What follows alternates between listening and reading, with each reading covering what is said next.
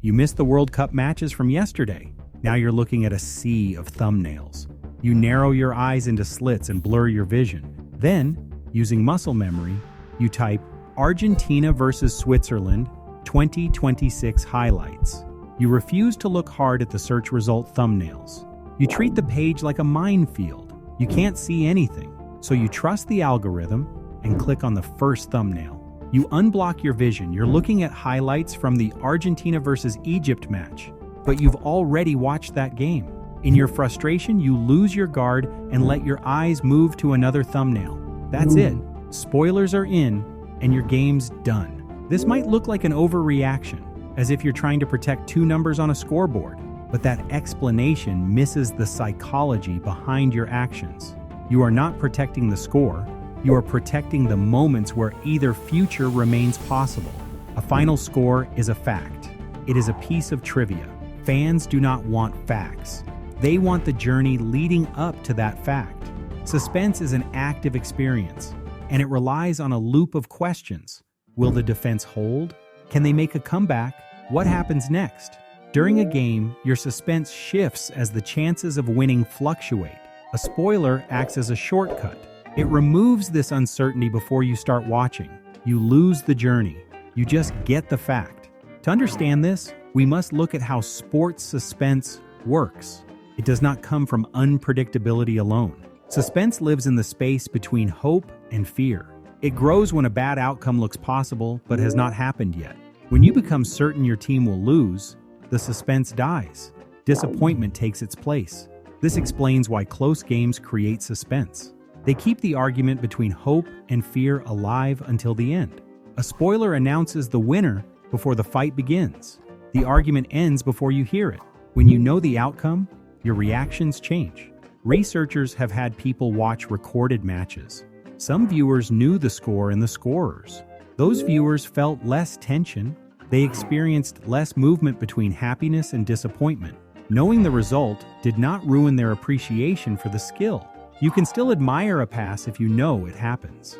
What vanishes is the heartbeat before the ball crosses the goal line. A spoiler changes what the action means to you. It changes the experience from feeling to watching. Think about an attack by the opposing team. If you don't know the score, that moment causes panic. You think your team might lose. If you know the score, that sequence feels clinical. You watch it because you know nothing happens. Revealing the outcome cuts down your reactions to chances. You simply figure out in advance if a moment will change the score. The spoiler does not erase the action on the screen. It strips away the consequences. The action remains, but the stakes disappear. Spoilers do not ruin every match equally. Our brains process knowledge differently depending on the game. Spoilers do the most damage to quiet matches. If a game is slow, it needs the mystery of the score to keep you hooked. If a match contains chances and action, a spoiler does less damage. Even if you know the result, you react to the moments. The less a match offers outside of its result, the more a spoiler hurts. Quiet games rely on result uncertainty. Action-packed games rely on the action itself. If you watch a random game, it might be unpredictable, but it rarely feels agonizing. Viewers who support a team feel suspense. They are emotionally invested in the game. And this emotional investment means the game is not a random event. In other words, uncertainty only feels like suspense if you care. And the emotional investment holds a preferred ending and a feared ending. This investment explains why you ignore random scores. It explains why you hide to protect your team's game. A spoiler hurts because you invested part of yourself into one future. Now, this emotional investment goes deeper than preference. It ties your identity to a group of athletes. You wear their colors. You learn their histories. When they play, a part of your identity takes the field. If they win, you feel validation. If they lose, you feel defeat. This connection makes the uncertainty feel heavy. A spoiler bypasses this connection. It treats your identity like a trivia question. You want to live through the test of your identity. You do not want the answer handed to you. Sports also involve a social element. Big sporting events are shared experiences. Psychologists refer to this as a collective emotional experience. A collective emotional experience happens when crowds watch together and experience emotional shifts at the same time. This shared feeling forms a part of the event. When you watch a match hours later, avoiding spoilers becomes a way to save a piece of that ritual. You cannot join the live crowd. You can protect your encounter with the unknown. You want to experience the game like the world did. This brings up a psychological paradox. In life, human beings hate uncertainty. We buy insurance. We crave safety. In daily life, uncertainty causes stress.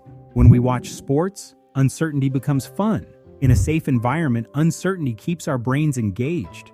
It ramps up our emotions. By giving away the ending, a spoiler destroys a part of why the game entertains us.